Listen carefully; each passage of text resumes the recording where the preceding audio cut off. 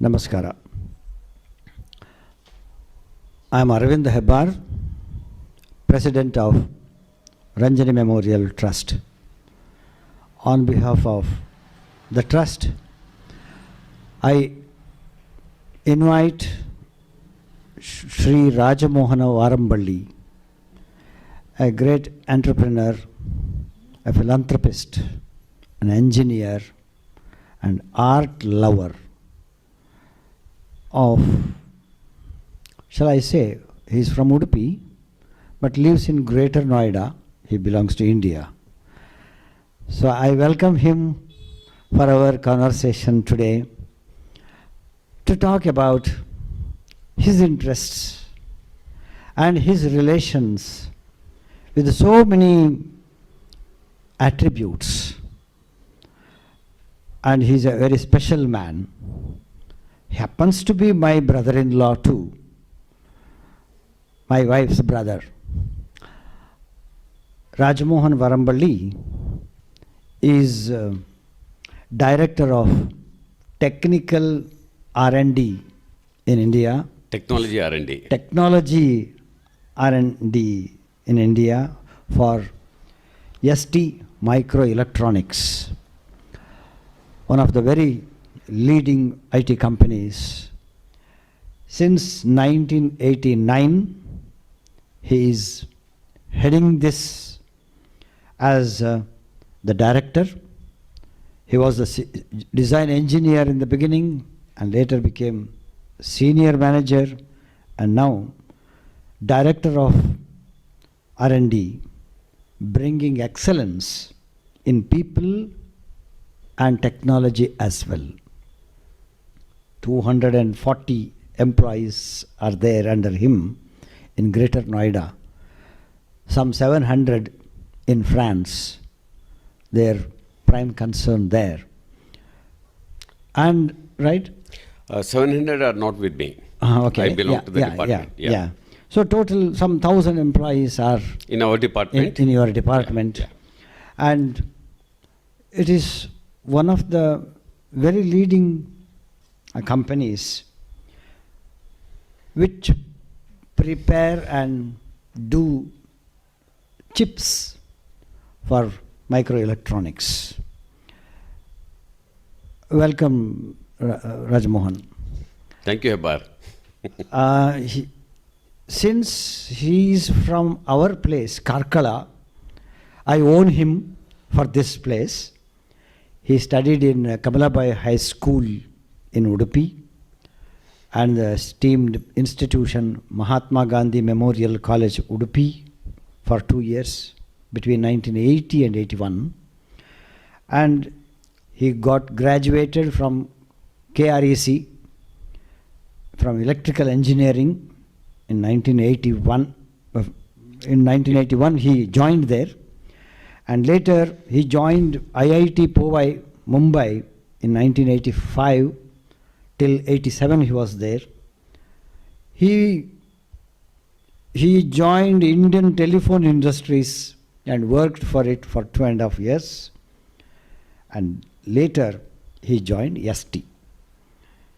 He has travelled widely all over the world, but his breath is in India. He has a total faith in India and faith in Indian ethos. Hence, with pride, I am introducing my brother-in-law to you, that not only he is an engineer, his engineering mind spreads itself for the promotion of so many people, spiritually or intellectually or in art field or in humane qualities. So he is a special man, and that's why we are here today. Mohan, will you please share your experience with regard to your job, your present job, and the way in which you are handling your employees within the industry? Okay. Thank you for the introduction. Looked slightly exaggerated, but nevertheless, we have a great bond and we have been interacting since decades. So I take everything what you're saying in the right spirit. My job requires both advancement in technology, in the semiconductor, which is changing every 2-3 years. So there will be new technology coming. It requires people to reach excellence. The job cannot remain the same. It needs to keep on changing every 2-3 years because that's a competition. In order to get the best from people, both technically as well as in their human capabilities. I will explain that a bit more. You need to put extra efforts. The job in our company cannot happen just with the graduation or some training. It requires continuous improvement. So that's where my role comes into play. Just to give an idea, I started 30 years back, 33 years in my company. So in the beginning, at the age of before 30s and 30s, I was less aware about myself. So when I'm less aware, I was just going with my natural traits, where I was getting excited with people. We can talk about that. So people will inspire me, and then I encourage them, and then they will do something that gives me more encouragement. So it's a regenerative phenomenon where I work with people, and that was bringing excellence. At the same time, we saw people leaving our companies after getting enough experience to competition. Because our industry is really competitive, so talent is recognized by other companies. So there was a need to hold on to our people. So just by making them to do good job or giving high salary will not retain our people. So I started exploring how to really make our engineers to get a real engineering job that will give pleasure. Like an artist, you know very well, artists can forget themselves when they're immersed in music or any art form. So for engineers to remain as engineers, they need to experience the real engineering job. So we kept on identifying various means to engage engineers in the engineering job. But then with time, people did come with their own challenges in life. People have all kinds of aspirations and dreams. As humans, I started exploring them also, how to really make them realize their dreams, not only engineering-wise or money-wise, but more to fulfill their lives. So I did number of courses, trainings and exposure, watching people, talking to people, those who are leaving, talking to them, and so on. So that made me to study the nature of humans, basically. So, of course, I studied lots of Western, let's say, psychological aspects and all the trainings. But then I also got interested the Indian way of looking at things, not just the analysis of brain. So that's one part. It did give a bit of scientific approach. But then science need not be everything. So I also started exploring beyond the analysis of brain, but the human, the relationship between emotions and rational thinking, and how humans react to certain situations. So all those things kept on making me to explore more. So we can talk a bit more about that. This is just a brief introduction. Yeah. How could you manage with your employees, so to say, with your timid attitude? With my timid attitude? Okay. See, in the beginning, I was not even aware I was timid.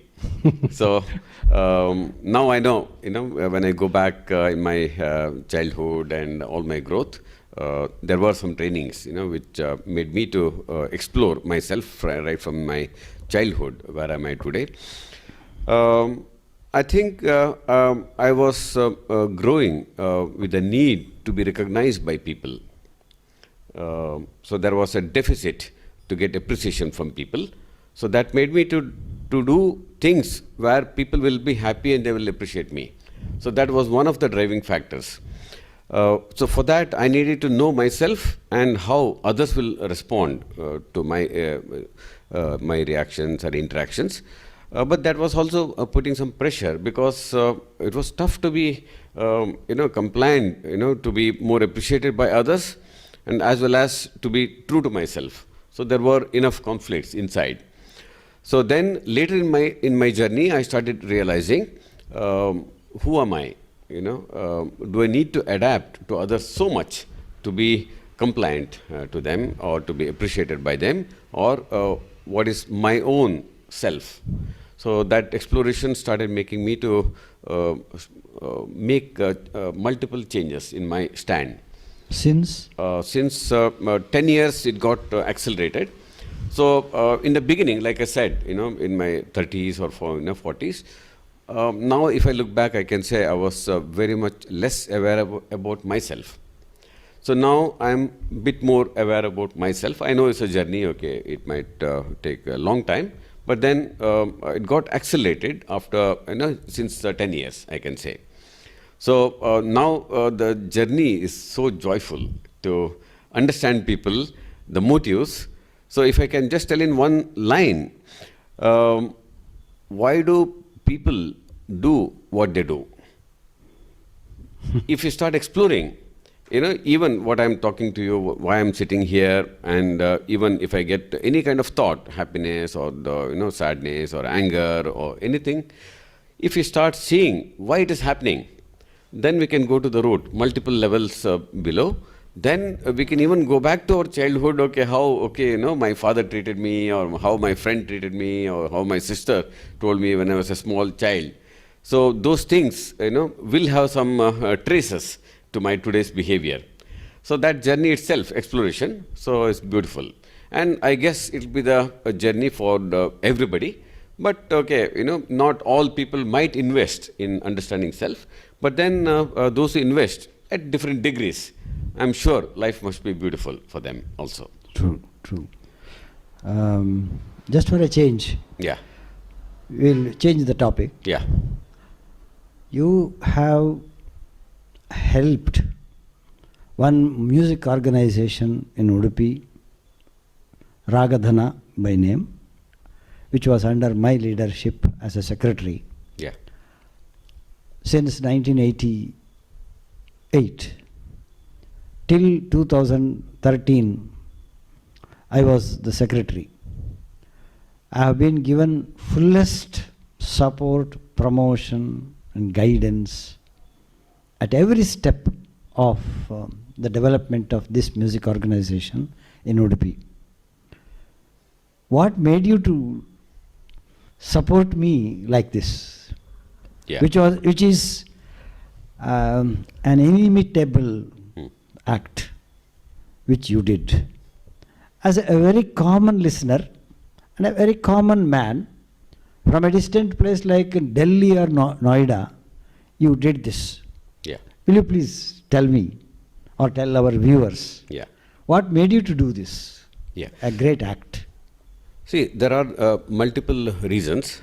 One of them, like I said, appreciation from public was important for me, recognition. And you were one of the, let's say,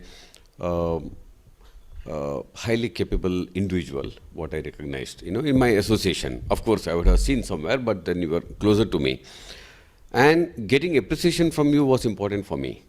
Now, if I look back, I was not aware earlier. One is that, and then, and a way in which you were acting in organizing, and the self-drive which you had, it was very contagious.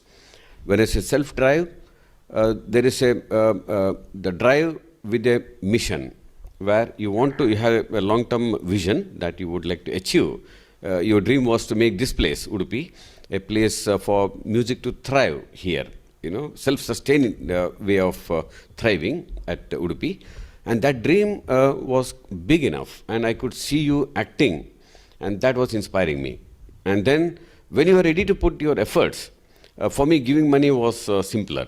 It's easier task. So, and I could see it was joyful for me to support you for the cause.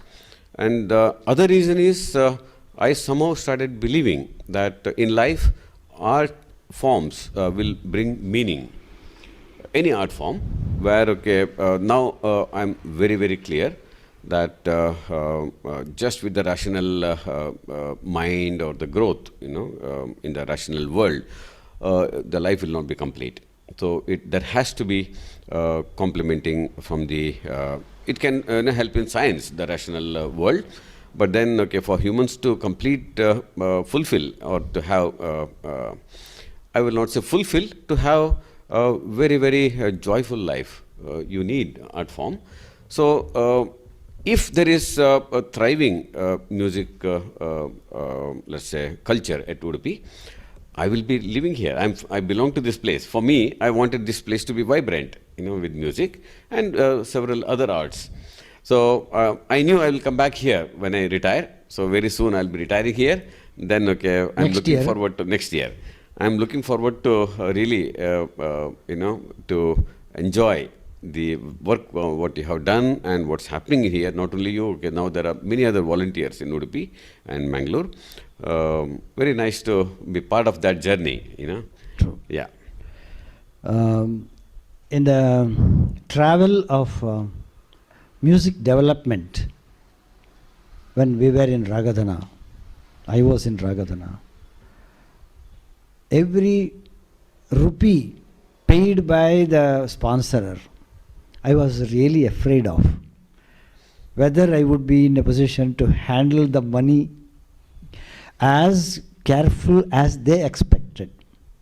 So I'm for sure to say that every rupee has been really expended for the right cause. I don't think that any wastage, temanam, as we call it, it would not have happened when I was in Raga Dhana.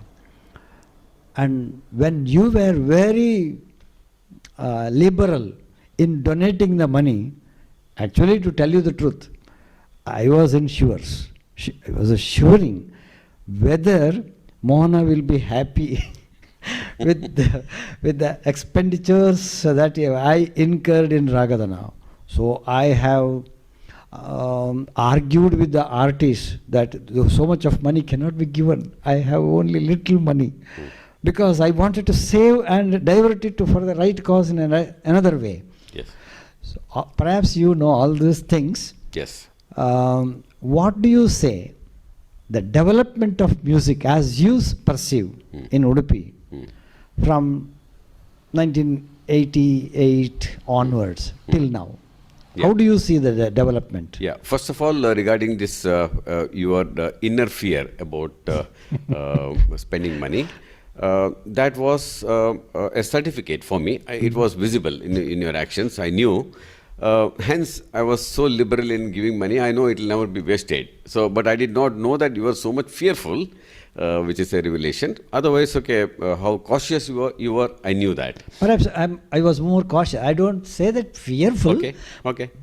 Fine. Truly cautious. Very Correct. Cautious. Yes, yeah. So that was enough for me to really donate a good amount of money.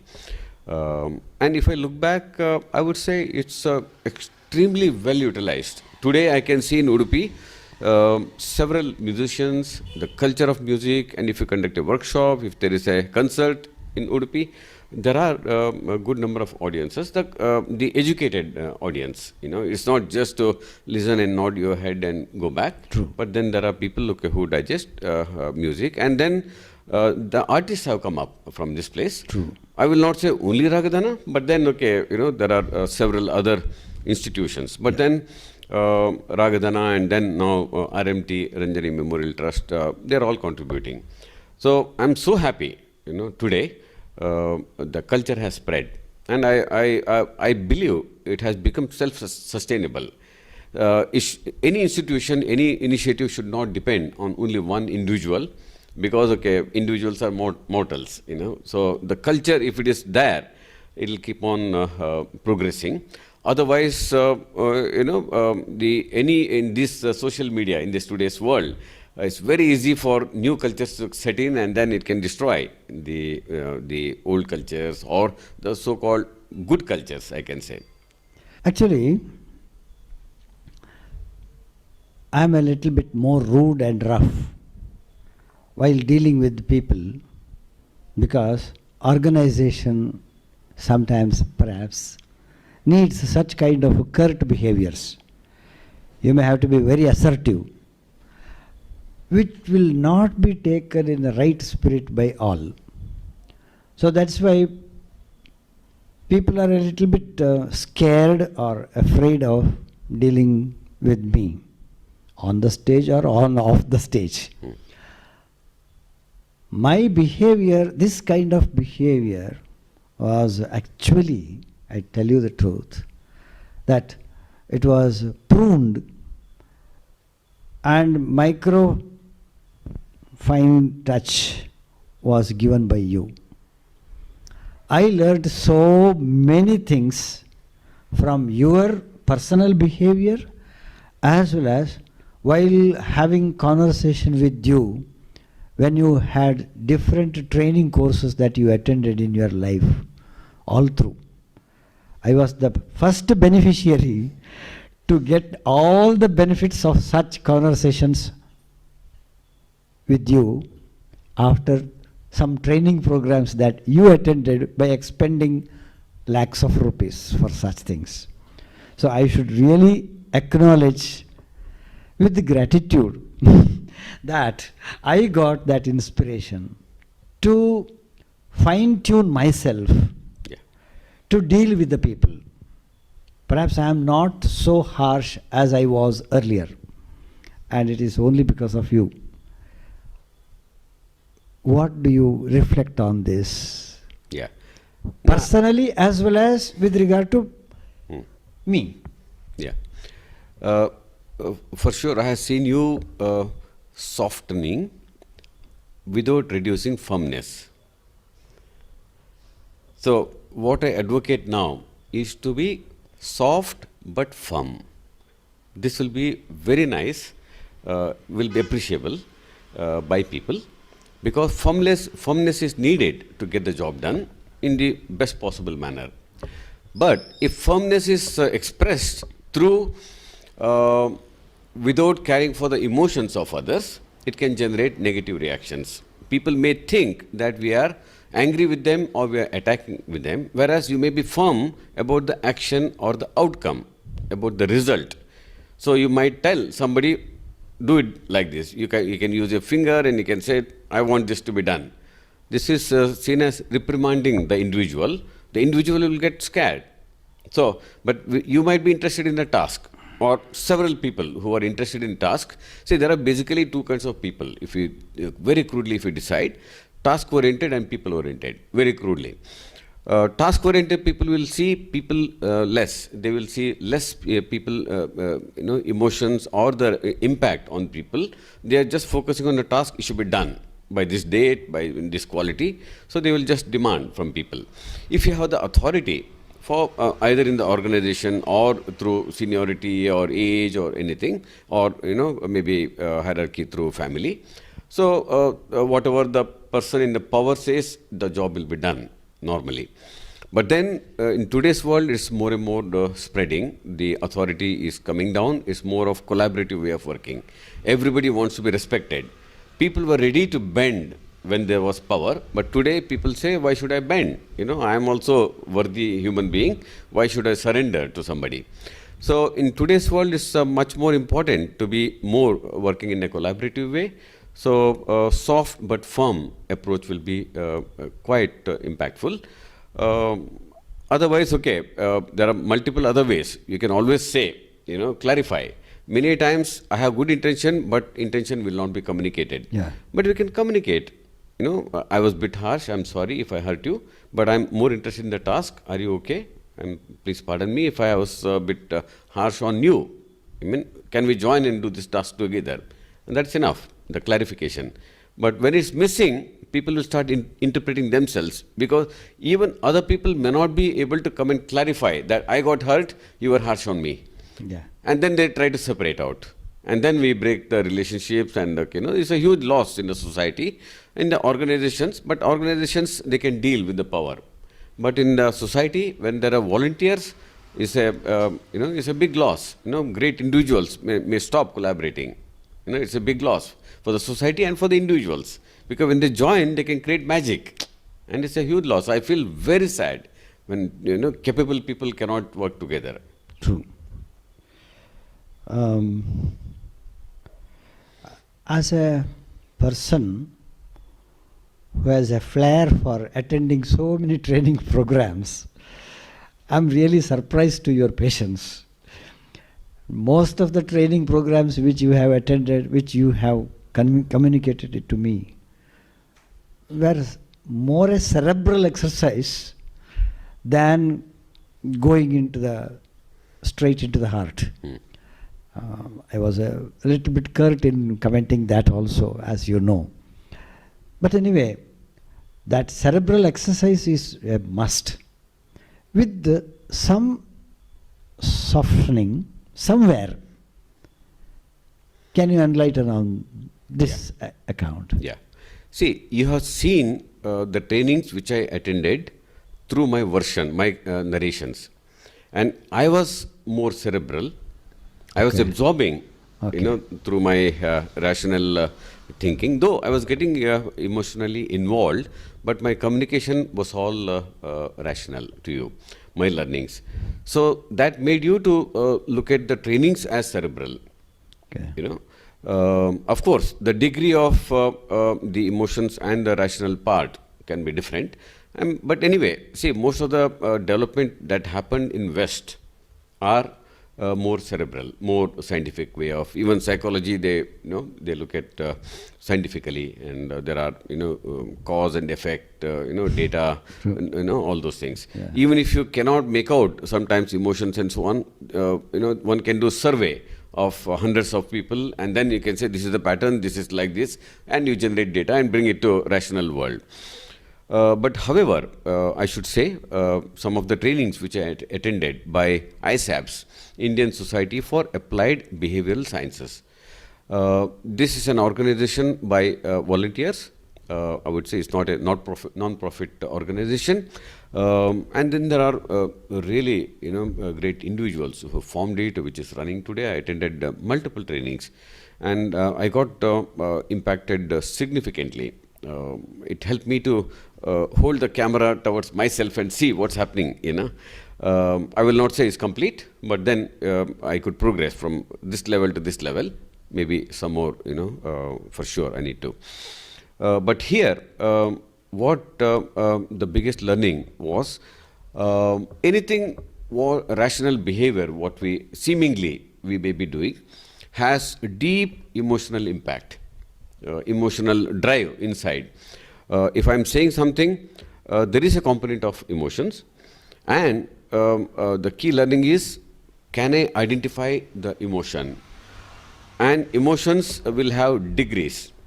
I can say I'm angry, but what degree? Slight irritation to really, anger. So you can give a degree, maybe 1 to 10, 1 to 100, and then the degree can be varying depending on the stimuli, depending on that. The emotions do get generated, we say, in heart, and that will drive. And the worst part is, humans mostly could be ignorant about the emotion, or they will not be able to classify exact emotion. One can say, I'm angry, I'm unhappy, I'm upset. What do you mean by upset? What happened? Why? What is the root cause? Where is it? What is the origin? Why are you upset? People will say, because you did this. But it could be connected to my past, where my father or my teacher told me something, and that is triggering me, and then I need to protect. It could be my mechanism to protect myself. But I can be showing anger, but it may look like aggressive behavior, whereas I am protecting myself, but it will be seen differently. These are all emotional root causes, but then we try to paint it rationally. You know, there was a logical, okay, you told something wrong. When it's wrong, I cannot tolerate. So this is what the rational explanation I'm giving. But then the root cause is different. It could be purely emotional. But then we paint it because it becomes acceptable in this world. You see, I showed you 2 plus 2 is equal to 4, but you are saying 5. How can it be? And we try to justify, and then these are all mechanisms to, let's say, in a way to escape going deeper. Yeah. You know, superficially I can deal, and I can carry on with my life. But then, okay, you know, you'll not be able to touch the root cause deep inside. Did I answer? Or I got it. Okay. I got it.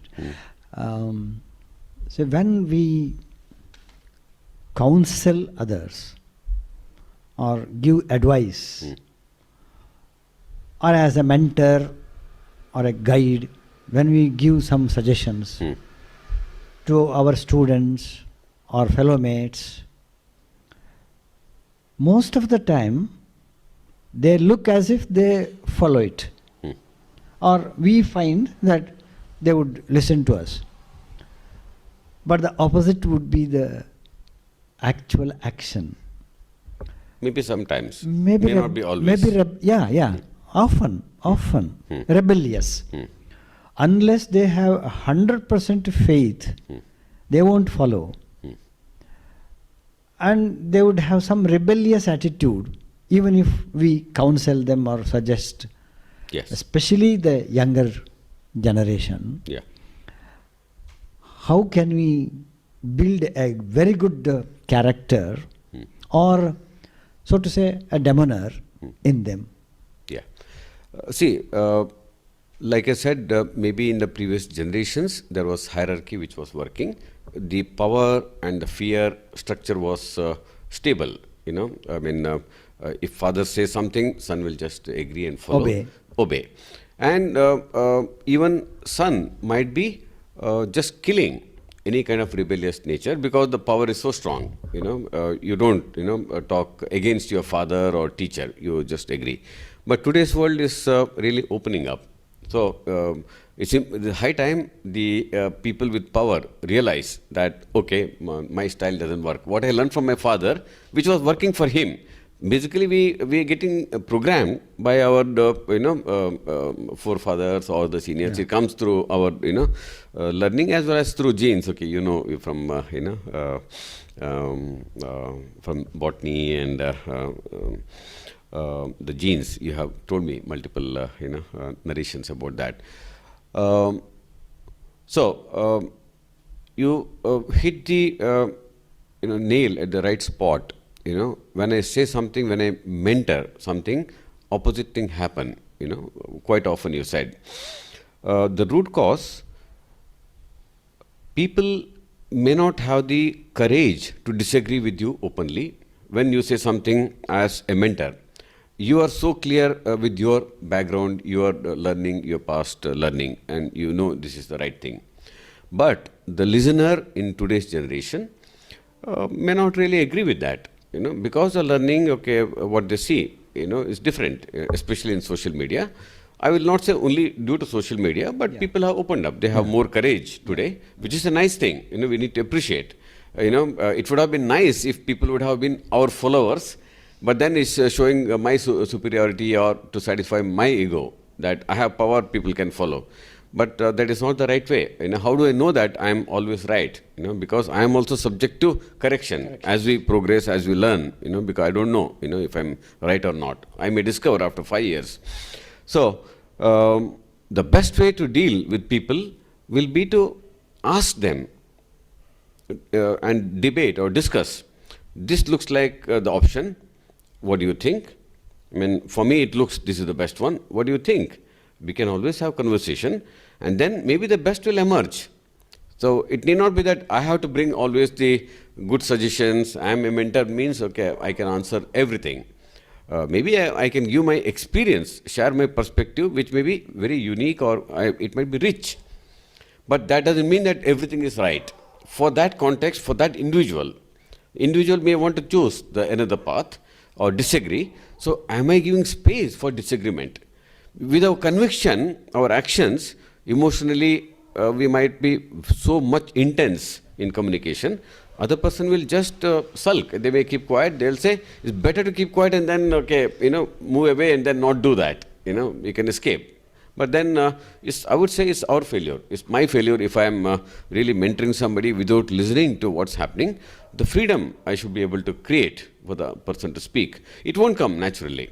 We have to create. It's a tough thing. The responsibility lies in us because others may not have learnt to disagree with the authority. True. For the benefit of viewers, I would just read out some of the training programs which Mohan has undergone. Human mind processes, feelings and thoughts. Art of living. Isha Yoga. Advanced course in Art of living. Number of courses training in personal growth, leadership from top trainers. DISC profile he has gone through. ISABS, as he said, basic as well as ODCP program. Giving some 6.5 lakhs rupees as fees. IGF, another institution of group facilitation. Then Sumedhas, 1 week program in 2020 he did it by giving only 60,000 rupees, that's all. And another landmark, basic, advanced, SELP, all above 20,000 fees is given for such landmark forum. During the COVID time he did it. And now I think he is doing some coaching certification. I completed that. Completed. You have completed. Yeah. So not less than a dozen different training programs he has attended. How it has benefited you personally? 1. Second, in the family. 2. And in the office. 3. Okay, so first of all, I started attending some of the trainings because they were available within the company for employees. So I was nominated and then I attended, I liked some of them and then I tried to, let's say, practice some of them. So it was giving me good results because, okay, by nature I am closer to human beings. I'm less task oriented, I'm more people oriented by nature, which I discovered later. You are, more task oriented, and that's where I learned a lot from you. So, it helped me. So that made me to go more. Then there were people who were attending those trainings, coming back and telling me, and I was, seeing the change in them. One person I would like to mention is Amit Mattu. Yeah. He attended multiple ISAPS trainings. Now he has done several others, but okay, when he did ISAPS, he was coming and telling me, challenging me, why you are not doing? My answer was, I know everything, And he could not tell me that, okay, you are blind, he could not tell. But he said, okay, try to attend and see, So then I attended, and even while attending, my mindset was, I know it, what you are saying, without even experiencing. That was the kind of arrogance I had, which I did not know at that time, But now if I look back, it's a pure arrogance. How can I say I know it, before I attended the training or during the training? So, but then, okay, it started shaking me because, okay, the biggest learning for me was they were asking me to identify my emotions when I was in the training. It was 6 days in a closed room, okay, some 12 people. The whole day you spend by sitting there and you are supposed to respond. You can keep quiet, but then people will say, why are you silent? You need to respond, basically. You'll be invited. And then, okay, they will start, asking, I see that you're angry. I can say no. They'll say you're denying. I can see in your face. So these kind of discussions will happen. It's a beautiful one, So I started realizing I am not recognizing my emotions. I had gone too much into thinking, and I was fooling myself, saying that if somebody says, "Are you unhappy?" I will say no, without even checking, how am I feeling? Because somewhere I got programmed to say that world is beautiful, it's all positive, there is nothing negative, denying anything negative, rather than dealing with that, accepting and dealing. So that was the biggest, mistake I was doing. But then, as I started realizing that how much, I was away from reality, that started making me to come closer to the reality. But then every time I move 2 steps, I realize, maybe after some time, oh my God, I'm so far away, so much behind. Is there any person who inspired or motivated you to be like this? Oh, there are several people, some experts in ISAB, and then Mattu. Amit Mattu in the beginning, but then there are teachers in ISABs who are veterans. Somebody called Ramesh. I really admire him. Really sharp, very, very down to earth, and then he can recognize the emotions and thoughts and then speak. That clarity, is so beautiful. It's like when you do focusing in a camera and you get a sharp picture when you focus. So Ramesh, I can describe that he is able to get a picture so sharply. Yeah. And you have introduced me to that yes, gentleman yes, in Delhi. Yes. I was very happy. Yeah. And these days I do interact with him monthly twice. There is a forum by IGF where you spend 2 hours every alternate weeks. And it's a beautiful place. And we focus on here and now. At this moment, what is my thinking, what am I feeling? And we share, a group of people, volunteers. And it's a beautiful journey. And we don't talk about stories or past and future. We just talk about present, what is my feeling. If somebody said something, what am I feeling? And you need to be so authentic, and you should be able to check. It's not easy, as we try, we realize it's such a tough thing. It's maybe like in the music, in the beginning you can say, I can tell the notes. But in the notes, you look for the clarity and you can catch, there is a small error which others cannot make out. Yeah. So it's a kind of training to discover self, I would say. What about this knowledge transpired in your family? Yeah. How could you operate it? Correct. So, see, anyway, I was afraid of conflict, so I was playing safe. I was being nice person by not, let's say, confronting, by surrendering to others. So that made me bit popular, because that was my act to get popular. But probably it was not doing great job in building the family or to help people or to resolve conflicts. But as I started realizing that I need to be courageous to express my feelings, today I don't hide. I try to communicate in a soft but firm manner to resolve or to take up the subject and then discuss. Tell me, there is a problem, how can we solve it? It's impacting me, and I see that it's getting impacted, impacting our life. How can we resolve it? So get into conversation. Sometimes conversation may be difficult, there can be anger, but then since I know people are bound to get angry, so it's okay. So you can wait for the conversation to happen. Maybe later time we can always say, I see emotions there, so can we discuss on the topic? So it's always, if we are centered, if we know I get emotions or the other person is getting emotion, so we can always try to separate it out, and we can look at the root cause for that emotion. I might be touching some sensitive nerve somewhere, which is a past programming for that person. So I don't need to be angry with that. If I get angry, then I will spoil. What do I want? What is my goal? To resolve into a better solution. So it's possible to have a very good conversation. Do your wife and children accept you as a philosopher, as a friend? Okay, so it's a good question. Previously, I was trying to show my authority. I was a mentor because I have age. I have traveled multiple countries like you introduced. So I was believing I have lots of experience in life. And with that authority, I was trying to educate, teach, and everybody. And of course, in the beginning, they were keeping quiet. But then, okay, I was not making sense most of the times. I was just using the authority, and that was giving me comfort because I was not getting recognition, everywhere. So it was one way of getting recognition by showing my authority at home, and they were listening. But then later I started realizing they started getting courage and started telling, sorry, you're not right. Why? Okay, I can show. And they were showing on my face.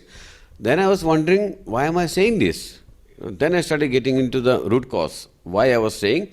And then, okay, it was not at all, okay, meaningful. I was not congruent with my emotions to thinking. So I had to. When I'm caught red-handed, my stated value is to be honest to my emotions and my thinking.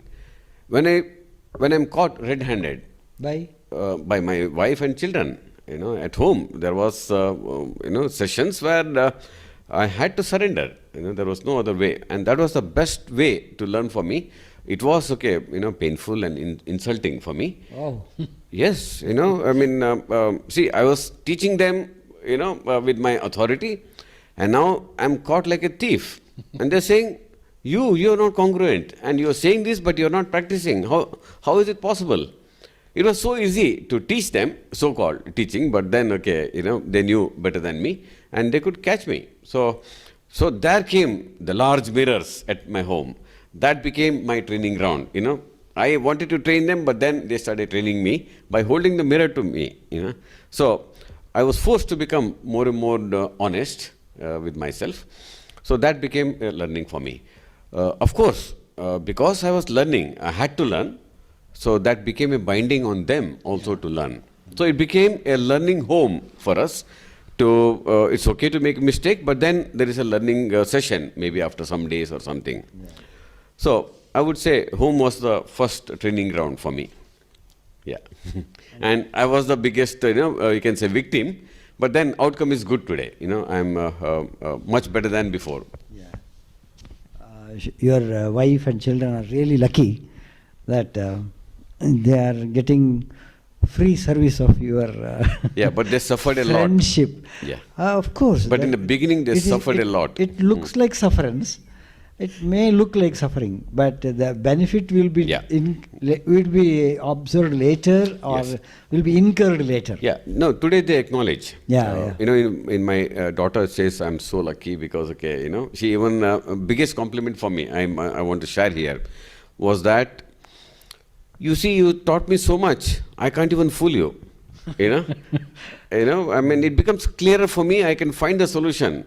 That means, okay, I enabled her to find solutions. She goes through ups and downs, but then, okay, she's able to find solutions now. So I'm really happy and proud of that journey. Okay. How you can manage with the other family members other than... Yeah. See, of course, your family, okay, they are exposed to you. Yeah. They know. But it's not so easy with your so much philosophical outlook. Yeah. Reaching to others. Correct. Because they would be in step 1. You will be in step, say, 90. Oh, no, I don't know. I can't say. Yeah. No. Yeah. In one scale, I am telling. There will be a gap. Yeah. So to talk with a person when in the second or the third step, from a person who is sitting on the 90 step, the gap will be so wide. Yeah. And how can you reach? How can you execute your philosophy? Yeah. See, first of all, with my journey, I started realizing every human being is equal.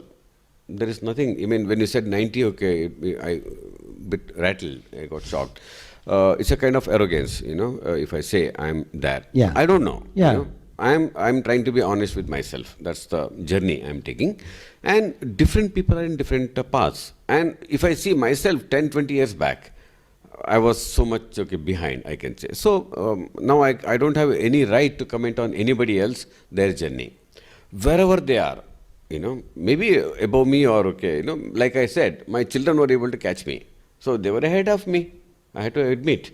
So I can't say I'm ahead, they can catch me, so well, Even last year, my daughter really made me to learn big things, I was in tears. I mean, I was caught so badly by her, So it was so painful for several days for me. I just don't make judgment on people. If I make, it's just the ring bells. The bell rings, says that it's a sign of arrogance for me. So I should just take human beings as they are. If I see a dog, if I see a cat, if I see tiger, a cow, they behave in certain manner. So similarly, human beings will have their own different natures. I mean, I may want to deal differently with tiger or with the dog, with the cat. I will deal differently. Similarly, with every human being, I will not say this human being is better, this human being is lower. That's wonderful. I just need to interact. That's all. That's Wherever good. they are, I need to interact with them, because if I'm interacting, there is a purpose. True. Maybe to show just pure love. When there is, you need to express the human care and love, which in family is most important. It doesn't matter what is the intellectual capability. We are humans. That's enough. If I treat the other person as equal human being, whatever is the topic, is enough. It doesn't matter. At the end, care. See, for intellectual discussion, I can catch the right people. I can go to YouTube, or I can read books. So I don't need with every human being. So I just look at love and care with human beings. It's a wonderful note to everyone in this earth. Mona, you have traveled widely, all countries around the globe. What's your best experience? Wherever that you have gone, the best experience that you can recollect. And why do you not stay in a foreign country? Yeah. 2 questions. Yeah. So, I spent 4 years in Italy. So that was the longest time. In other countries, for shorter durations, few days, weeks to months, maximum. So, of course, I got mixed. Really, I could mingle with Italian colleagues. And You are knowing the language. yeah, I learned the language because it was essential when I went 33 years back. For business, English was sufficient, but then people were speaking in Italian. It's like Kannada in this place, Udupi. Yeah. So I had to learn, and they were so happy and helpful in teaching Italian, and I became a good learner. For me, it was easier. If I look at maybe learning English would have been difficult, or to refine my English, because in India we are programmed that if you don't speak good English, you are not good at it. But nobody told if you don't know English, you are not good. So not knowing English was Italian was not seen as my limitation. So I saw opportunity in learning. Every step, baby step, was so beautiful. I learned quickly. And then, even today I don't want to forget. I had not forgotten after, for the past 28 years. So I speak with a similar fluency today. Because the fear was not there in the mind, which is there for English and even for Hindi to some extent. Because, in Delhi, I always fear making some mistakes. See, I told you my fear. Yeah, I know. Yeah. So anyway, when I went to Italy, I was thinking the entire Western world is identical. Because I could not make out the difference in their looks, the expressions, behavior, lifestyle, thought process, everything. I thought the entire West is the same. Just like they may think, Western world may think that entire East is same. Indian and Chinese may be identical. In our thought process. But then I could see so much of difference in Italy and people in France and UK, Germany, and when I was traveling, I could see stark difference in the behavior of people, which we might see in India also, but then but there I saw it much more sharp, the changes in behavioral patterns. Then when I went to US, it was again completely different. So the best part, I could say, maybe I'm biased because I stayed in Italy for 4 years. The life in Italy was so beautiful. I saw wonderful human beings. I mean, still, they touch my heart. I'm in touch with them. Some connection. And finally, I realized human beings are the same everywhere. We have beautiful heart. We may corrupt it, but deep inside there is a beautiful heart and good intentions, anybody. But then we spoil it for various reasons, mainly because we are ignorant. So I would say life in Italy was beautiful. I enjoyed the company. And your second question, did I miss it? Yeah. Why did you not stay in a foreign country? See, I was connected to India. I would say my roots and culture, and this place, Udupi, is full of, I would say, beautiful culture. I realized people in Udupi are much more open than the people in Bangalore, I can say. Of course, with many riders, of course, but this is my limited exposure with some people in my association.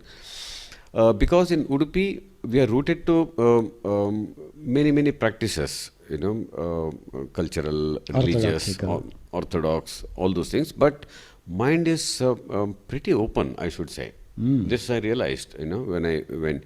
We are not blindly following the rules and rituals. We follow, but then there is openness to adapt or change, even to completely forego, that openness, which I don't see in many places. So this is a remarkable quality. I will not say only Udupi. It might be there in some places, but then, it's not widely spread. It might be there in some cities and some places for sure. I have not seen so much in India and not lived, for years together. And then the opportunity to lead the beautiful life where the warm people and I can go and interact. Nobody will force me, the culture on me, but I can pick, I can be part of that, I can be aloof with that kind of freedom, So I sometimes I live like a Westerner, but then it's okay, I'm accepted. So that broad acceptance is visible here for me. Given an opportunity, would you like to stay in Italy for your lifelong? No, may not be. Yeah, may not be. Difficult to say because I'm more connected to my roots are here, so I get the connection for my roots.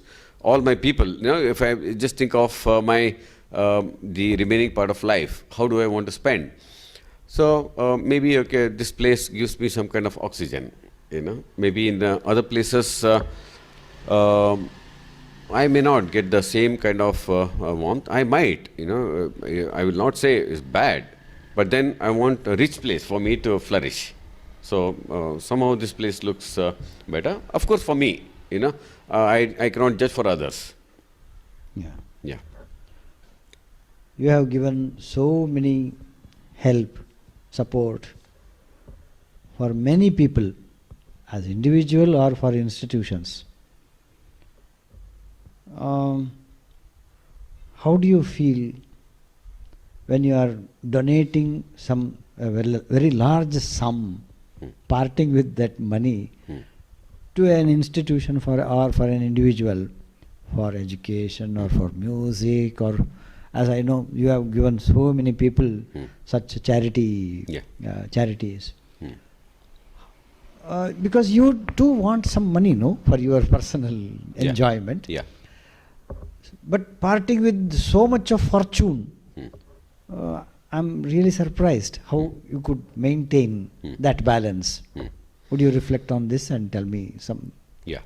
See, first of all, I should say I'm fortunate in my company. The compensation is quite good, in our industry and in my job. I'm thankful to my company and the industry where I am.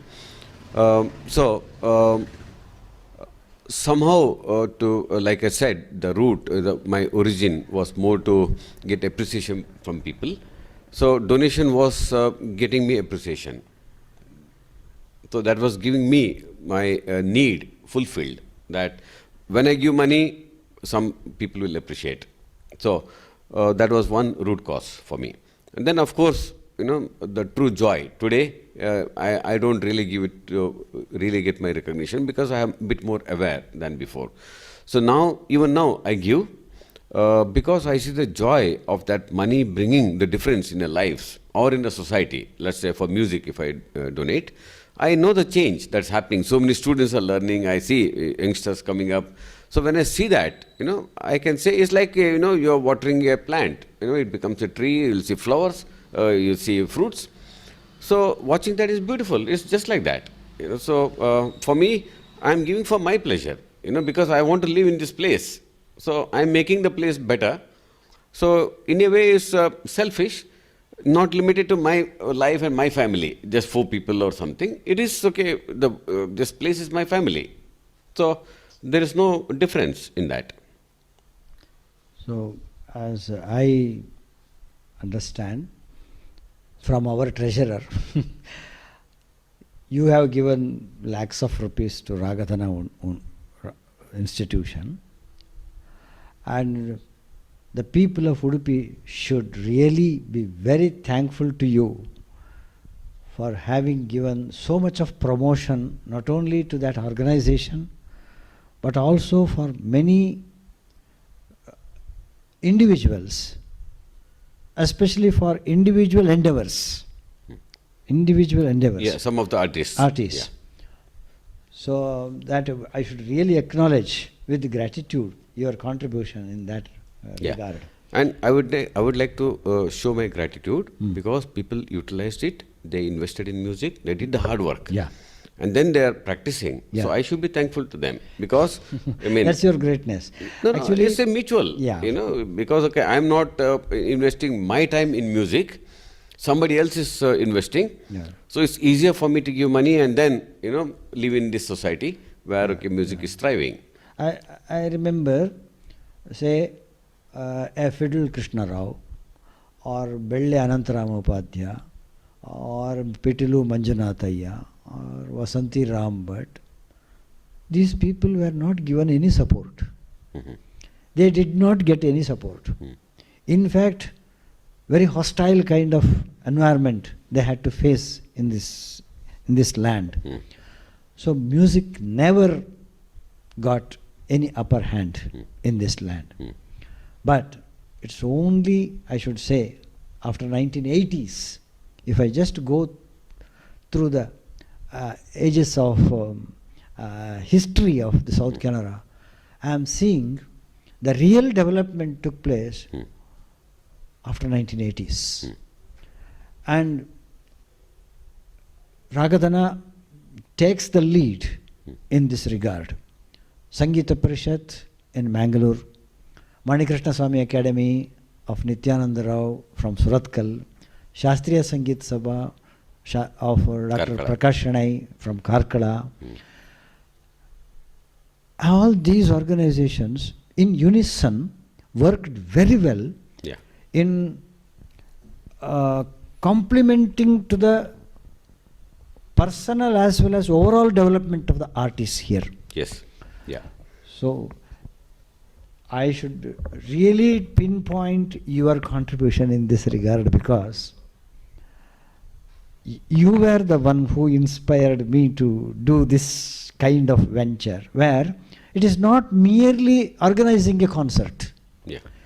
We did everything in support of the overall development of music in this area. So though you are not a musician, perhaps it was good. Yeah. Your contribution, I think, should be focused very much and to be told to the public that this kind of entrepreneur is very much required for the overall all-round development of music of a place. So I should thank you on behalf of all who have benefited because of your contribution. I take it. Yeah. What are your future plans, aspirations with regard to art form or your personal aspirations, especially after your retirement? I am looking forward for your more interactions. Very positive developments which may take place once you are out from Greater Noida. Yes, yeah. See, I have not made major plans, and I think there is no need, in my opinion, because I kept one intention to keep myself alive. When I say alive, more aware of self, at any given time, and to do good. To wherever I get the opportunity, I can do, because it gives me pleasure and I can be alive. I won't have a boring life, or let's say a sedentary life. This I would like to completely avoid consciously. It would have happened accidentally in the past, but consciously I would like to keep myself highly engaged. My passion, like I said, is coaching now. The coaching is such a powerful approach. Many people don't know. To tell you in a minute, mentoring is teaching somebody, or telling that you do this, this is good for you, do this, with my experience. Whereas coaching is the approach where I just make people to explore themselves. And I won't give the solutions in the coaching. No coach will give. Coach will just ask the questions for the coachee to explore self.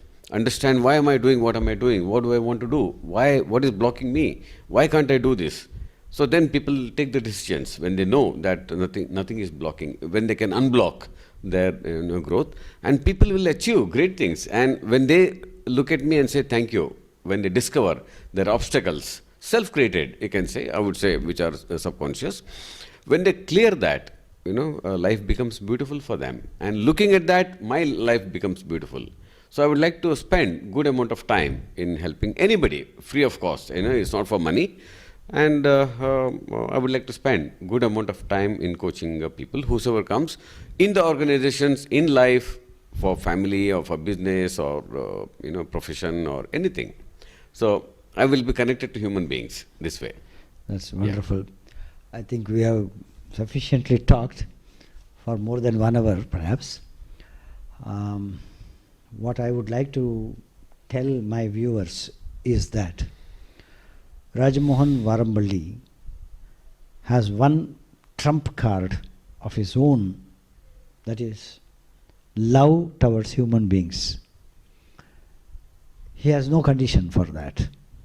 He loves everything, not only human beings. I should not restrict for the human beings also. He loves a mango tree too, and also a cat.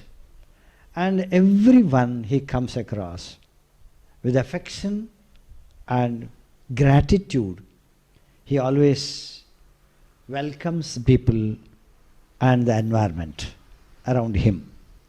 So we are lucky to have people, a person like Rajmohan Varambally, who has been a motivator,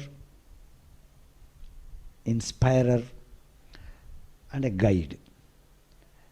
If he comes back to Udupi, perhaps Udupi will be lucky to have him. And if he starts coaching, I think many people should join to celebrate that with Mr. Varambally, Rajmohan Varambally. I thank him very much. Before I conclude, I don't want to conclude. That's why I am asking if you have anything to say. Still, there are so many things to share, but still, if you have anything surface in your mind, if you would like to share, you may please. Yeah. See, this was your interview. You were, asking questions. I should only say, you were saying, you are lucky and so on. I should just reciprocate. You never gave the opportunity. I should say, I'm so lucky to have you in my life. Because through your actions, I could compliment. I was exactly opposite to yours. I was not task-oriented. I was afraid. You were courageous. So I kept on learning your qualities. Today, I have complimented myself with both task orientation. Of course, not up to your extent, to your level, but I'm consciously learning to be more task-oriented, as well as, what do you say? Focused. More focused, yeah, the result-oriented, without leaving people focus, I would say. So I'm fortunate to have you and compliment myself, and I'm sure you are acknowledging my support to you, or so it happened. Two complimenting people could learn from each other, so it's a beautiful thing. Yeah. So I should thank you also. Thank you very much. I wish a very good, contented, healthy and peaceful retired life, which will be very useful to me and to others. The humankind. Yeah. So thank you, Mohana. Yeah. If there is any coaching of this kind possible, let us think of that in the Ranjani Memorial Trust for the public in the later. No, I can offer right away. Anybody who would like to get coaching, they can contact me, and I will manage my time. Wonderful. Anybody. Wonderful. It will be one-to-one, confidential. Oh. There is a condition that while coaching, nothing will come out of me. Okay. It will be absolutely with the person and me, and it happens in a private space. It will never be revealed. That's a oath we take, that we don't leak any information that comes to us. So anybody can approach. I have my numbers. Okay, you can give my numbers, and if I cannot, I will say sorry. If I get 20 people coming to me, I may say sorry. But okay, 4-5 people. Okay, at any given time, I can manage. Yeah. So thank you very much. Let us meet quite often.